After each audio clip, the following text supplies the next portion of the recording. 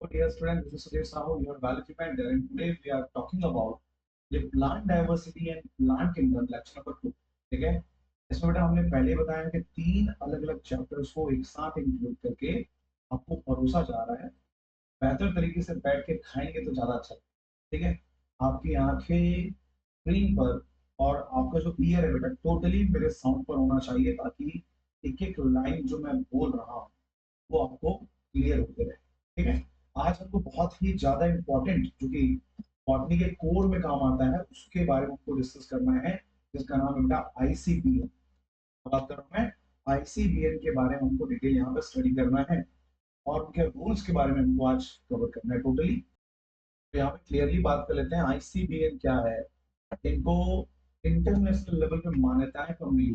ठीक है, तो सबसे पहले तो एग्जाम में मैंने देखा भाई कि इतना ही आ जाता है कि आईसीबीएन का फुल फॉर्म क्या होता है, तो आपको पता होगा बेटा इंटरनेशनल कोड का फुल फॉर्म होता है इंटरनेशनल कोड होता है। ठीक है, तुम्हारा आई का मतलब हो गया इंटरनेशनल, सी का मतलब हो गया कोड। कोड ऑफ व्हाट, तो कोड ऑफ बॉटनिकल हो जाएगा, बॉटनिकल नॉमेनक्लेचर। ठीक है, तो यहाँ पे आ जाएगा बॉटनिकल। ठीक है, बोटैनिकल बोल सकते हैं, स्पेलिंग ऐसा रहेगा बॉटनिकल। ठीक है, नॉमेनक्लेचर, नॉमेनक्लेचर मतलब कि नामकरण संस्कार है। तो बेटा एक ऐसा ऑर्गेनाइजेशन है, ऐसा रूल है जिसके अंतर्गत हम क्या करते हैं, प्लांट्स का नामकरण करते हैं, उनका वर्गीकरण करते हैं, का आइडेंटिफिकेशन करते हैं। तो इसी के अंतर्गत किया जाता है। पूरे वर्ल्ड में इसको एक्सेप्ट करने का जो टाइम ड्यूरेशन यदि हम मान के चले पूरे वर्ल्ड में, तो वो रहा बेटा आपका यहाँ पे। एक मिनट, ये हैंग हो रहा है क्यों भाई। ठीक है, ठीक है, चल चल, ठीक। तो याद रखना, इसको एक्सेप्ट किया गया था पूरे वर्ल्ड में 1961। ये डेट याद रखना कि यहाँ से पॉइंट बन सकता है। ठीक है, 1961 में इनको एक्सेप्ट किया गया था आईसीबीएन को। जब हम जूलॉजी पढ़ेंगे तो आईसीजेडएन कहते हैं। ठीक है, ठीक है, जूलॉजिकल नॉमेनक्लेचर हो जाएगा। यहाँ पे भी बॉटनी है तो हम इसको बोलते हैं बॉटनिकल नॉमेनक्लेचर।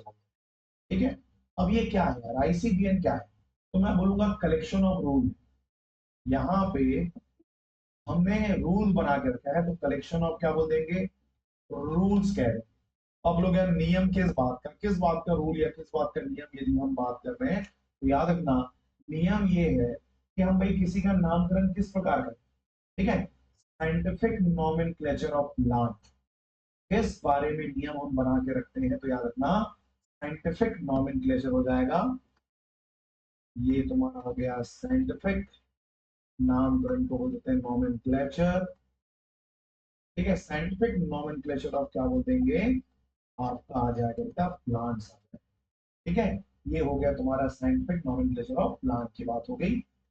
ये रूल कौन बनाता है, तो याद रखना आईसीबीएन बनाता है। कौन बनाता है, आईसीबीएन जो है इसको बनाता है।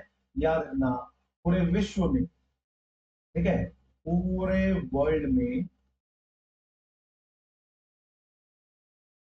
सभी जीवों का नाम, अच्छा सभी पादपों का एक ही साइंटिफिक नाम है। ठीक है भाई, एक ही साइंटिफिक नाम हो, ये सुनिश्चित करने का कार्य जो होता है वो आईसीबीएम का होता है। तो मैं लिख देता हूं ये सुनिश्चित, ठीक है, सुनिश्चित करने का कार्य, करने का कार्य आईसीबीएम का होता है।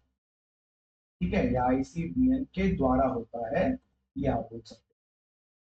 ठीक है, चल मैं इसका तो मेन जो हम पढ़ेंगे बेटा वो तो है आपका आईसीबीएम का जो रूल्स होते हैं वो बहुत ज्यादा इंपॉर्टेंट है, क्योंकि वहां से आपके बॉटनी में अलग से क्वेश्चन आता है, चाहे वो पीजीटी हो चाहे वो असिस्टेंट प्रोफेसर एग्जाम।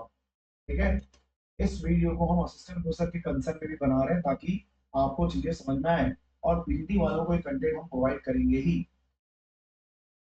ठीक है, तो चलिए बेटा देख लेते हैं आईसीबीएम का रूल क्या क्या क्या रूल्स होते हैं। सबसे पहले पहले दो बंदों को हम यहाँ पर लिख लेते हैं, तो यहाँ से रूल आपको समझ में आ जाएगा। जैसा है पोटैटो, ठीक है, क्या है पोटैटो, और एक का नाम हम मान लेते हैं मैंगो। एक का नाम पोटैटो और एक का नाम क्या बेटा, मैंगो। तो पोटैटो का बॉटनिकल नेम या साइंटिफिक नेम जो है वो सोलेनम ट्यूबेरोसम है। इसका सोलेनम ट्यूबेरोसम, ठीक है, ट्यूबेरोसम। और मैंगो का नाम तो आप जानते होंगे मैंगी फेरा इंडिका होता है। ये आपका मैंगी, एक मिनट, फेरा एक साथ रहेगा, मैंगी फेरा इंडिका, ठीक है। ये हो गए आपके दो, हमने नाम यहाँ पे लिख दिए, ठीक है भाई। अब यहाँ हम देखते हैं कंडीशन कि भाई पोटैटो का जो बॉटनिकल नेम है वो सोलेनम ट्यूबरोसा, और मैंगो का है बेटा मैंगी फेरा इंडिका, ठीक है। अब इसमें देखो मुझे ऐसा लग रहा है दो नाम मैंने लिखा है, क्यों ना इसको मैं रूल के साथ ऐसा करता हूँ, जब मैं अपने हाथों से लिख रहा हूँ तो इसको मैं क्या करूंगा, अंडरलाइन करूंगा। यदि मैं कंप्यूटर में लिखता तो ये क्या होता, लैटिन में होता और इटैलिक होता, ठीक है। तो मैं इन दोनों को ऐसे क्या कर दूंगा, अलग अलग अंडरलाइन कर दूंगा ऐसे। और आप देख रहे हैं कि जो पहला नाम जो आपको दिख रहा है, ठीक है, दोनों को डिफरेंशिएट कर लेते हैं।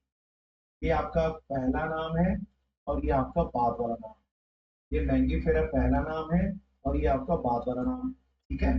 अब देखो पहले नाम और बाद वाले नाम का कहानी क्या कहता है, कि किसी भी साइंटिफिक नेम में जो पहला नाम होगा, ये आपके कैरोलस लीनियस ने ही बताया था ना भाई, जो द्विनामकरण पद्धति आप पढ़ते हो, उसी के कंसर्न में ये रूल बना है।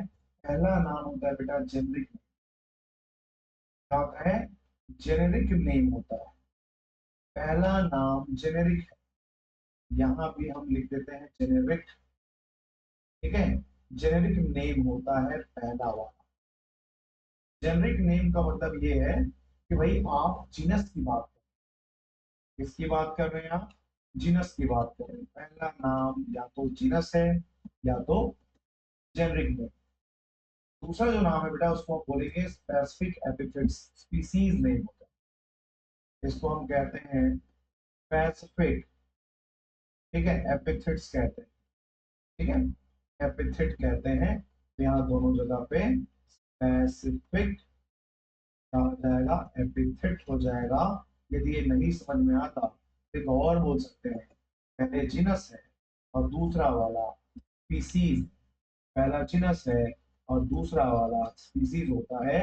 ये आपके नामकरण संस्कार, ठीक है, छठी कार्यक्रम जो बोलते हैं उसका पहला रूल आपने लिखा है, ठीक है। तो इस रूल के अकॉर्डिंग बात समझ आ रही है, इसको मिटा देते हैं अब नीचे। अब कई सारी बातें आप एक बार में ही समझ जाएंगे। इस रूल के अकॉर्डिंग तो बाइनॉमिनल सिस्टम जो होती है, ठीक है भाई, मैं बोल देता हूँ अकॉर्डिंग टू बाइनॉमिनल, ठीक है। बाइनॉमिनल मतलब हम बात कर रहे थे किसका, द्विनामकरण का, ठीक है। तो द्विनामकरण सिस्टम में, बाइनॉमिनल सिस्टम में जो दो नाम होते हैं उनमें से एक नाम क्या है वो आपको पता होना चाहिए। तो चलो, अकॉर्डिंग टू बाइनॉमिनल सिस्टम, ठीक है, किसी भी स्पीसीज का नाम दो वर्ड से मिलकर बना होगा, ठीक है। किसी भी स्पीसीज को ऐसे लिख दे रहा हूं, ठीक है, स्पीसीज का नाम, ठीक है, दो वर्ड्स या दो कंपोनेंट से मिलकर बनेगा, दो वर्ड्स या कंपोनेंट, ठीक है, से मिलकर बनेगा। जैसे ऊपर आप देख रहे हैं, क्या देख रहे हो, ऊपर जैसे लिखा है ना मैंगी फेरा इंडिका, तो मैंगी फेरा एक वर्ड हो गया, इंडिका जो है दूसरा वर्ड, ठीक है। जिसमें पहला नाम और दूसरा नाम क्या क्या होगा आपको अच्छे से याद करना है, सामने आएगा। पहला नाम होना चाहिए जेनेरिक नेम, पहला नाम जेनेरिक नेम है और दूसरा नाम जो है वो क्या है, स्पेसिफिक एपिथेट्स के कंडीशन में आते हैं। जेनेरिक नेम का मतलब हम बोल देंगे जीनस, और आपका जो स्पेसिफिक एपिथेट्स होता है इनको हम बोल देंगे बेटा स्पीसीज कहते हैं, ठीक है। तो ये हो गया तुम्हारे द्विनामकरण पद्धति का पहला रूल, क्या कहता है ये समझ लो। दूसरा रूल ये है, जैसे कि जूलॉजी में क्या होता है, नाजा नाजा, दो बार हमने वर्ड यूज किया, नाजा नाजा। अगर कभी भी हम बॉटनी में मैंगी फेरा नहीं कहते, ठीक है, हम बॉटनी में कभी भी मैंगी फेरा वर्ड हम यूज नहीं करते। तो यहाँ एक तरह से हम दूसरा रूल ये बना देंगे, एक मिनट, ठीक है, रूल नंबर 2 ये बना देंगे, इसमें टोटोनिम्स का यूज नहीं करते, ठीक है। प्लांट के नॉमेनक्लेचर में एकदम की पॉइंट लिख रहा हूं मैं, ये याद रखना, टोटोनिम्स कहते हैं, ठीक है। टोटोनिम्स का यूज प्लांट नॉमेनक्लेचर में नहीं होता, प्लांट नॉमेनक्लेचर में नहीं होता। जैसे एग्जांपल के लिए मैंगी फेरा, अच्छा मैंगी फेरा में याद रखो ना कि मैंने बोला मैंगी कैपिटल रहेगा, ठीक है, मैंगी फेरा, मैंगी फेरा, ये दो बार लिख दें, ठीक है, ये नॉट वैलिड है। हाँ, मगर जूलॉजी में आपको पता होगा कई सारे नाम, जैसे नाजा नाजा कहते हैं, चूहे को रैटस रैटस कहते हैं, कुछ और एक एग्जाम्पल लिख देता हूँ, नाजा, ठीक है। मगर दूसरे नाजा में दूसरा वाला क्या होगा, स्मॉल नाजा होगा, एक मिनट, नाजा नाजा, या फिर तुम्हारा रैटस रैटस लिख देते हैं, रैटस रैटस, ठीक है। मतलब एक ही नाम दो बार आते हैं ना बेटा, उसको बोलते हैं ट्यूटोनिम्स। तो ट्यूटोनिम्स का यूज प्लांट किंगडम में नहीं होता, मगर एनिमल किंगडम में होता है, ठीक है। एनिमल किंगडम में इसको हम क्या मान के चलेंगे, सही मान के चलेंगे, इस बात को आप ध्यान रखें, ठीक है। तो ये हो गया ट्यूटोनिम्स वाली बात। अब जो इंटरनेशनल कोड है आपके बॉटनिकल नॉमेनक्लेचर का, उसमें जो पहला नाम है जेनेरिक नेम, वो कैपिटल, उसका जो पहला लेटर, अच्छा देख, फर्स्ट वर्ड जो है, ठीक है, फर्स्ट वर्ड और सेकेंड वर्ड, फर्स्ट वर्ड कौन है, जीनस है, सेकेंड वर्ड क्या है, स्पीसीज है। अब देखो पहला जो वर्ड है उसका फर्स्ट लेटर ना, वर्ड का पहला जो लेटर होता है, फर्स्ट लेटर कैपिटल में होना चाहिए, कैपिटल लेटर में होना चाहिए, ठीक है। फर्स्ट जो है वो कैपिटल लेटर में होना चाहिए। जैसे यहाँ देख लो, नाजा नाजा में कैपिटल एन है, मैगी फेरा में देखो एन जो है वो कैपिटल, मगर इंडिका कैपिटल में नहीं होगा, ठीक है। सेकेंड वर्ड की बात करेंगे तो यहाँ वो स्मॉल में होगा, कैपिटल में, पहला लेटर जो है वो कैपिटल होता है इन केस ऑफ स्पीसीज के जीनस जीनस। मगर जब हम बात करेंगे आपके स्पीसीज का, तो ये जो है वो स्मॉल लेटर में, ठीक है, स्मॉल लेटर में ही होगा। ये आपका हो गया बेटा तीसरा नंबर का रूल, कौन स्मॉल कौन कैपिटल हम जब बात कर रहे हैं। और आपको एग्जांपल देखने के लिए मैं बता दूं, फोल्डर में पैकेट में यहाँ पे नोट कर सकते हैं, बंदे का नाम रख दो मैंगी फेरा इंडिका, देख लो मैंगी फेरा में एम कैपिटल है, इंडिका में आई स्मॉल है। तो ये हो गया तुम्हारे रूल नंबर 3। चौथा रूल ये है कि यदि आप राइटिंग करते हैं, लिखते हैं उसको, ठीक है भाई, देख लो, जो आपका साइंटिफिक नेम है, ठीक है, साइंटिफिक नेम को जब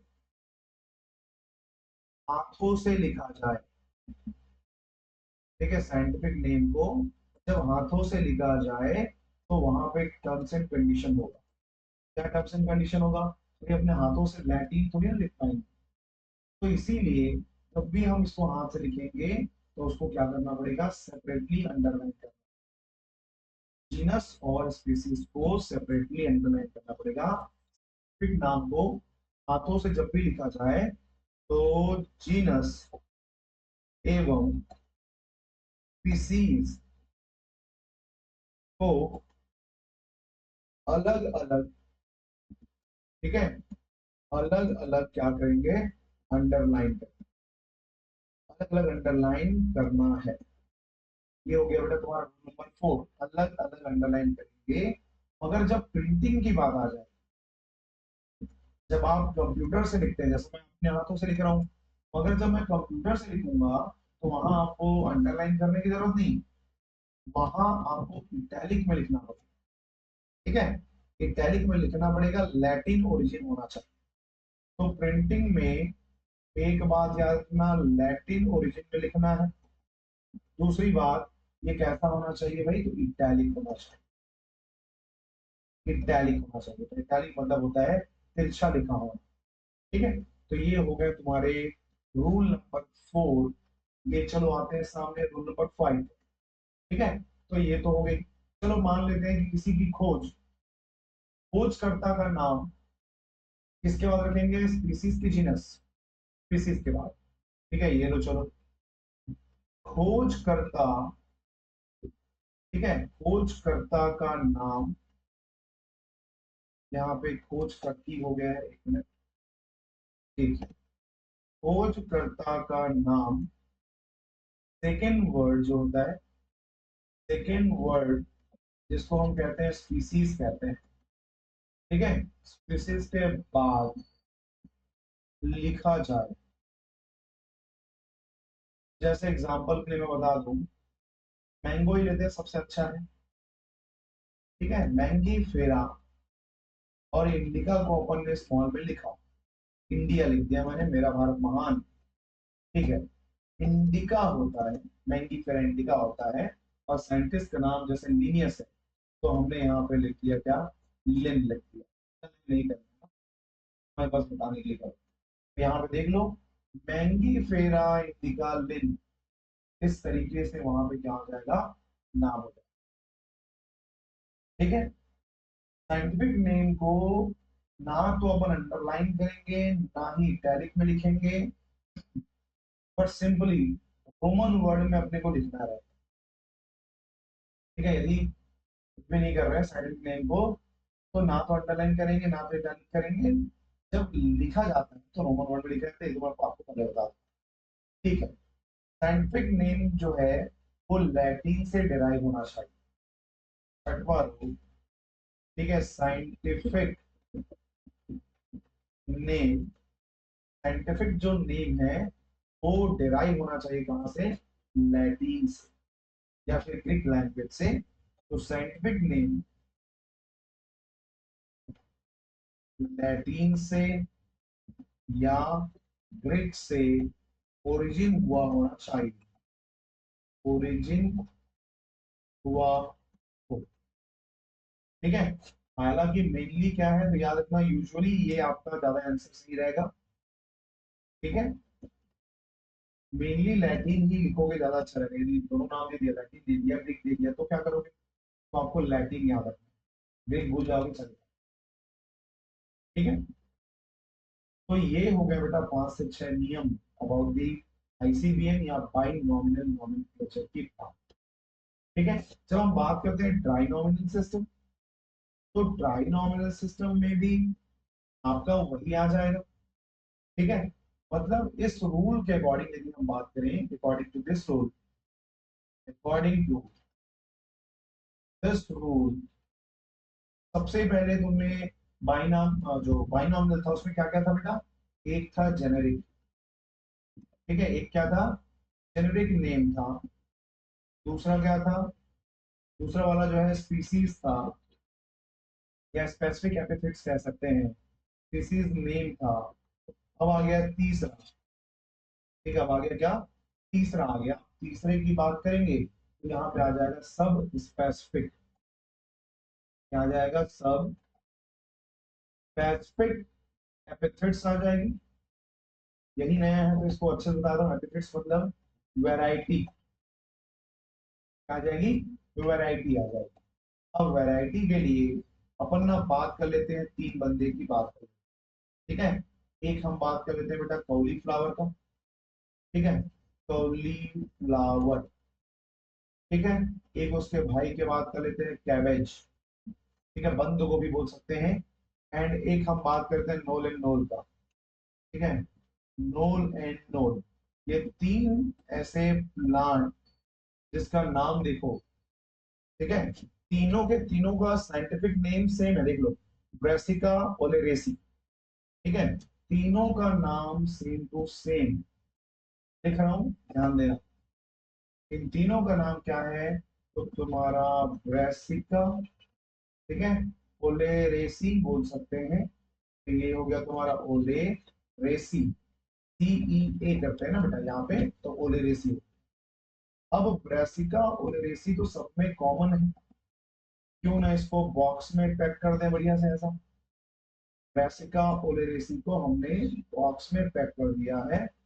अरे यार, इसको कॉपी नहीं कर पाएंगे क्या? चलो ठीक है, कोई दिक्कत नहीं है। ये हो जाएगा तुम्हारा ब्रेसिका ओलेरेसी, यहाँ भी आ जाएगा आपका ब्रेसिका, ठीक है, यहाँ आ जाएगा आपका ओलेरेसी। देख लो, तीनों में दो नाम तो सेम लिखा ही हुआ है। भाई ये वाला जो है वो आपका जेनरिक है, जीनस है, और ये वाला आपका स्पीसीज हो गया। अब नया जो आएगा वो क्या है? ये वो आपकी वैरायटी आ जाएगी ना। तो चलो देखते हैं वैरायटी क्या क्या कहता है। तो वैरायटी में कॉलीफ्लावर को बोलते हैं बेटा बेट्रिटिस कहते हैं। तो BOTRY बॉट्रिटिस एक नाम हो गया, स्मॉल में लिखना है, ठीक है। ये हो जाएगा तुम्हारा कैपिटाटा, ठीक है। एग्जाम के एक दिन पहले इन सब चीजों को याद करना तो ज्यादा अच्छा रहेगा। कैपिटाटा एंड कौलोरापा, ये हो जाएगा कौलो, फिर रापा, ये लो। ये हो गया तुम्हारा ट्राइनॉमिनल सिस्टम हो गया, जिसमें हम क्या कर रहे हैं, तीसरा जो है वो शो करता है वैरायटी को। तीसरा क्या शो कर रहा है बेटा? वैरायटी को शो करता है। तो ये तुम्हारा हो गया त्रिनामकरण जगत बोल सकते हो, और ट्राइनॉमिनल सिस्टम बोल सकते हो, ठीक है। तो इतना आपको यहाँ पे समझना है। और समझ में आ रही है? ओके, चलिए अब बात करते हैं तुम्हारा क्लासिफिकेशन, ठीक है भाई। क्यों जरूरत पड़ रही है बायोलॉजिकल क्लासिफिकेशन? तो मैंने पहले कहा है, वर्गीकरण करने का ये अनुमान इसलिए है क्योंकि मैं आसानी से किसी भी ऑर्गेनिज्म की, ठीक है, ठीक है, इजी फॉर स्टडी। जो मेन पर्पस है आपके बायोलॉजिकल क्लासिफिकेशन का, वो तो मैं यही मान के चलता हूँ कि भैया मेन काम है हमको स्टडी करना, और स्टडी करने के लिए यहाँ पे हमको क्या मिल जाता है, एक बहुत सिस्टमेटिक तरीके से अरेंज हुआ ऑर्गेनिज्म हमको मिलता है, ठीक है। तो जब भी हम किसी ऑर्गेनिज्म को पहचानेंगे, तो पहचानने के बाद, ठीक है, पहचानने के बाद उसको किसी ग्रुप के साथ में मैच करते हैं। मैच करने के बाद रिलेशन देखते हैं, और रिलेशन देखने के बाद उसको बायोलॉजिकल क्लासिफिकेशन पुट करते हैं, ठीक है भाई। मतलब किसी ऑर्गेनिज्म को पहचानने के बाद इसको एक ग्रुप में रखना, और ग्रुप में रख करके उनके बीच में रिलेशन और सिग्निफिकेंस के बारे में स्टडी करना क्या कहलाएगा? बायोलॉजिकल क्लासिफिकेशन, ठीक है। किसी जीव का, ठीक है, पहचान करने के बाद, जीव का पहचान कर उसे एक ग्रुप में रखा जाए, एक ग्रुप में रखा जाए। क्यों ग्रुप में रख रहे हैं? क्योंकि इनका जो आधा से ज्यादा, क्योंकि ग्रुप में रखा जाए जिससे जिससे उसके कैरेक्टर, ठीक है भाई, उसके कैरेक्टर हो गया, या फिर अपन बात कर रहे हैं क्या, फीचर्स की बात कर रहे हैं, character, features and relationship, and relation जो होती है वो क्या होना चाहिए, वहां पे बैलेंस होना चाहिए, ठीक है। एंड रिलेशनशिप के आधार पर रखा जाए। देख लो भाई, इस जीव का पहचान करके उसको एक ग्रुप में रखेंगे, जिससे उसके कैरेक्टर, फीचर्स और रिलेशन के आधार पर रखते हैं। एक मिनट, यहाँ पे आधार पर रखते हैं वाला तो वो लाइन सूट नहीं करेगा, एक, ठीक है, ये ऐसा। तो ग्रुप में रखा जाए जिससे उनके कैरेक्टर, फीचर और रिलेशन बनते हो या मिलते हो, ठीक है, बनते हो या फिर मिलते हो, रिलेशनशिप बनते हो या उनमें कैरेक्टर्स जो है वो मिलते हैं, ठीक है। इसी पूरी कहानी को हम क्या कहते हैं, बायोलॉजिकल क्लासिफिकेशन के नाम से इसको जानते हैं, ठीक है। ये क्या कहलाता है, बायोलॉजिकल क्लासिफिकेशन कहलाता है, ठीक है। तो बायोलॉजिकल क्लासिफिकेशन में सबसे पहले हमको पढ़ना है बेटा टाइप्स। सबसे पहले को पढ़ना होगा टाइप्स ऑफ क्लासिफिकेशन। किस बेस पे तुम वर्गीकरण कर रहे हो, किस बेस पे तुम वर्गीकरण कर रहे हो, इसको हमको देखना पड़ेगा। तो पुराने जमाने में जो क्लासिफिकेशन होती थी वो प्रैक्टिकल क्लासिफिकेशन होती, ठीक है। सबसे पहले जो क्लासिफिकेशन होता था वो कैसा था, तो हम बोलेंगे प्रैक्टिकल क्लासिफिकेशन था, ठीक है। परीक्षण एक तरह से सिंपली मानव जीवन के इकोनॉमिक इंपॉर्टेंस के आधार पर रखा। प्रैक्टिकल की बात करेंगे तो याद रखना मानव जीवन में उनके आवश्यकता के आधार, ठीक है, मानव जीवन में उनके आवश्यकता के आधार पर, आवश्यकता के आधार पर रखा गया, रखा गया था। जैसे कि हम बात करेंगे ह्यूमन यूज या इकोनॉमिक इंपॉर्टेंस हो सकते हैं, किस आधार पर, तो इकोनॉमिकल, इकोनॉमिकल इंपॉर्टेंस या फिर यूज के आधार पर उसको रखा गया था। फिर इसको अर्लीस्ट सिस्टम बोलते हैं। उदाहरण यदि समझना है तो जैसे, चलो यहीं पे एग्जांपल बता देता हूँ सबसे पहले, ठीक है भाई, ऑल ऑयल प्रोड्यूस करने वाले प्लांट ले लो, ऑयल प्रोड्यूसिंग, ठीक है, ये प्लांट्स हो गए। अब यहाँ हम किस खानदान से बिलोंग करते हैं उसको हम देखेंगे, हम सब डाल देंगे, कोकोनट डाल देंगे, वालनट डाल देंगे, सरसों डाल देंगे, जो तुमको मन करे। जैसे कोकोनट हो गया, ठीक है, वालनट हो गया, वालनट हो गया, और बोलेंगे तो सोयाबीन हो गया, ठीक है। ऐसे बहुत सारे रख सकते हैं। दूसरी बात करते हैं जो फाइबर बनाता हो, फाइबर प्रोड्यूसिंग बोल देते हैं, चलो।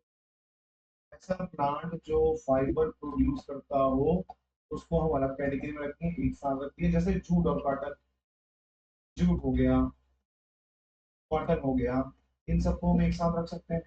तीसरा है जैसे कि हमारे बहुत ज्यादा जरूरी होते हैं मेडिसिन, ठीक है, तो मेडिसिनल प्लांट हमने रखते हैं।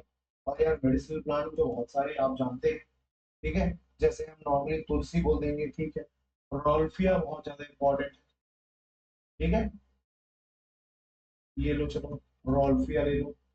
आप एक आपका सिंकोना हो गया, ठीक है, एक आप ले लेते हैं सिंकोना ले लेते हैं, और यूकेलिप्टस ले लेते हैं, नीलगिरी, ठीक है, यूकेलिप्टस लिप्टस, ठीक है। तो ये देख लो कैटेगरी हमने कर दिया यहाँ पे कि कौन क्या बना रहा है, ठीक है।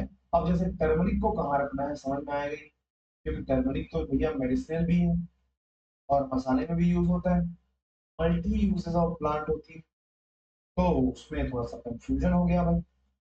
तो इसके बाद जो पहला क्लासिफिकेशन है ना, उसके बाद सेकेंड क्लासिफिकेशन आया जिसको हम कहते हैं आर्टिफिशियल क्लासिफिकेशन की काम है, ठीक है, आर्टिफिशियल क्लासिफिकेशन, ठीक है भाई।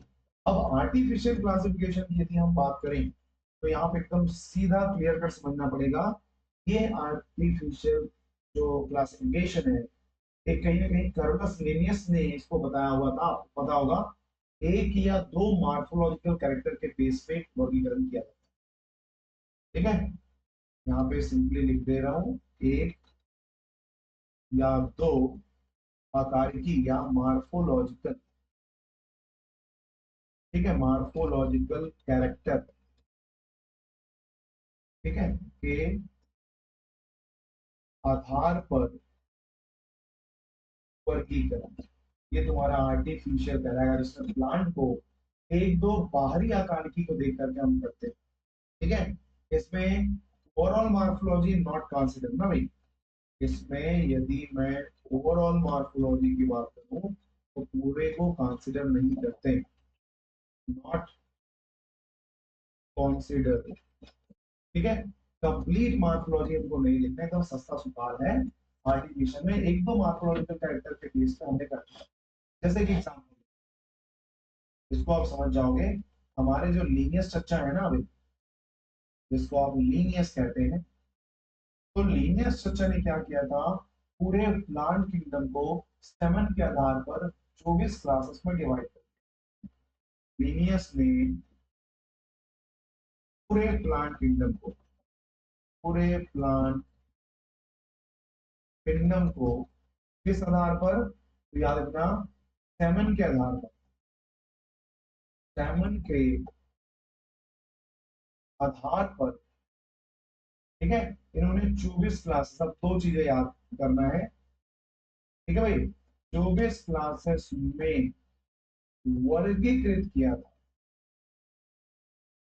ठीक है, वर्गीकृत किया था। अब यहाँ ना दो काम की चीज है। बंदे का नाम लीनियस है, जिन्होंने आर्टिफिशियल क्लासिफिकेशन दिया, किस आधार पर, सेवन के आधार पर। कितनी क्लासेस, 24 क्लासेस में इन्होंने क्या कर दिया, इसको विभक्त कर दिया, 24 क्लासेस। देखें तो थोड़ा सा इसको देख लेते हैं। 24 क्लासेस है इसका, पूरे प्लांट किंगडम का। अब इस प्लांट किंगडम में 24 को भी और अलग करते हैं। ठीक है, यहाँ पे लिख दो एक क्लास, यहाँ पे लिख दो 23 क्लास। अभी तो 24 क्लास हुआ ना, एक क्लास, और इधर हो जाएगा हमारा 23 क्लास।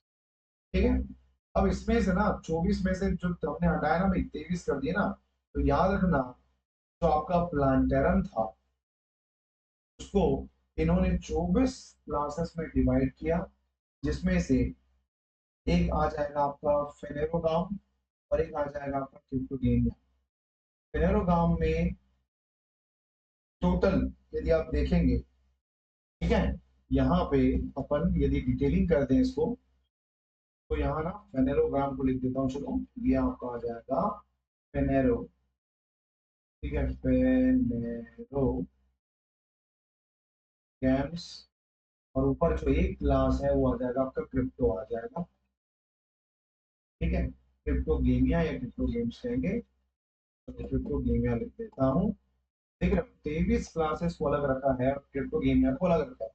क्रिप्टोगेमिया में तुम्हारा फंड्स होते हैं ना, फंड्स, जो कि टेरिडोफाइट्स, टेरिडोफाइट्स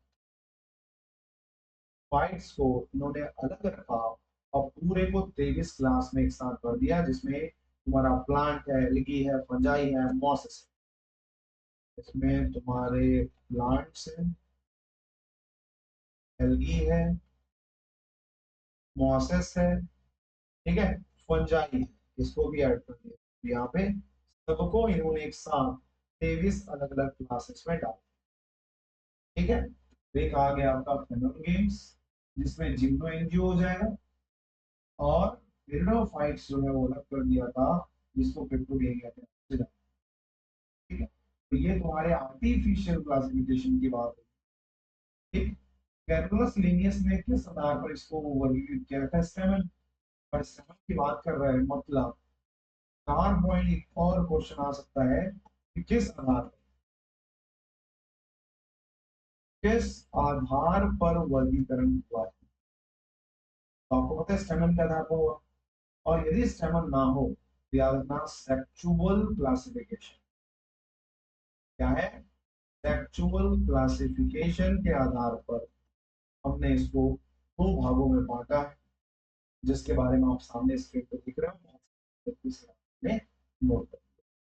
इस सिस्टम में इक्वल वेटेज दिया है तुम्हारे वेजिटेटिव को भी और रिप्रोडक्टिव को भी, जो कि गलत है। ठीक है, जो कि एक तरह से क्या है, एक मिनट खत्म नहीं हुआ है, एक तरह से ये गलत है। तो यहाँ पे बोल सकते हैं इस रूल में, या इस नियम के आधार पर, ठीक है, इस नियम में दोनों को बराबर मान्यता दी गई है, तो दोनों के लिए लिख लेते हैं यहाँ पे। ठीक, इस नियम में तुम्हारा वेजिटेटिव, ठीक है, vegetative and reproductive, vegetative and reproductive characters को बराबर, ठीक है, बराबर मान्यता दी गई। मान्यता मतलब हम बात करेंगे वेटेज की बात करें, ठीक है, बराबर वेटेज दिया गया है। समझना, ये बात हो गई तुम्हारे आर्टिफिशियल चीजों, ठीक है। इसके बाद जो हमको करना है वो आ जाएगा बेटा नेचुरल क्लासिफिकेशन, जिसको आज तक का बेस्ट क्लासिफिकेशन के नाम से जानते हैं, ठीक है, नेचुरल क्लासिफिकेशन। और ये क्लासिफिकेशन किस तरह से रूल बनाता है, कैसा है, उन सभी चीजों को हम डिटेल में आगे देखेंगे नेक्स्ट वीडियो लेक्चर, ठीक है। नेक्स्ट वीडियो लेक्चर में उसको हम कंप्लीट कर देंगे। तब तक आप उतने को अच्छे से याद कर लो, चीजों को समझ लो। कर्लस लीनियस कंपनी नामकरण पद्धति भी आ गया, सी नामकरण पद्धति भी आ गया। उसके बाद इस बंदे ने पूरे प्लांट किंगडम को सेक्सुअल कैरेक्टर्स के बेस पे इन्होंने दो भागों में बांटा, 23 और 1। 23 वाले को हम क्या कहते हैं, फेनोरोगेम्स कहते हैं, और तुम्हारे एक वाले को कहते हैं क्रिप्टोगेमिया। इसमें फन से टेरिडोफाइट्स को रखते हैं, और बाकी सभी को, ठीक है, अदर जितने भी हैं उनको, एक मिनट इसमें एक गड़बड़ बोला क्या, एक मिनट आ जाओ। इसको किसको रखा गया है क्रिप्टोगेमिया में, तो क्रिप्टोगेमिया में तुम्हारे फॉन्स को रखा गया है ब्रायोफाइट। एक मिनट, ये प्लांट रखोगे, एक मिनट, यहाँ पे सिर्फ प्लांट लिखूंगा, और प्लांट में जिम्नो एंड एंजियो, ठीक है, जिम्नो एंड आ जाएगा आपका एंजियोस्पर्म आ जाएगा, थोड़ा सा गड़बड़ हो गया था, जिम्नो और एंजियोस्पर्म। और यहाँ पे फंस के साथ सब आ जाएंगे ना, मोसेस आ जाएगा, टेरिडोफाइट्स हो गया, ठीक है। और क्या क्या होता है भाई, तो एल्गी को भी यही रख लो, फंजाई को भी यही रख लो, ठीक है, algae, fungi, bryo and pteridophytes, इन सभी को हमने यहाँ पे ऐड कर दिया, ठीक है। चलो देखो तो यहाँ पे, ठीक है, तो बस इतना याद रखना कि भाई कर्नल सीनियर्स ने जिम और एनजीओ को एक साथ रखे हैं और बाकी सबको अलग रख दिया, ठीक, ये दो लाइन आपको याद रखना। चलिए आज की क्लासेस बस यहीं पे स्टॉप करते हैं, ठीक, और बाकी कंटेंट आपको मैं कल की वीडियो में प्रोवाइड करता हूँ, ठीक है। चलिए टेक केयर।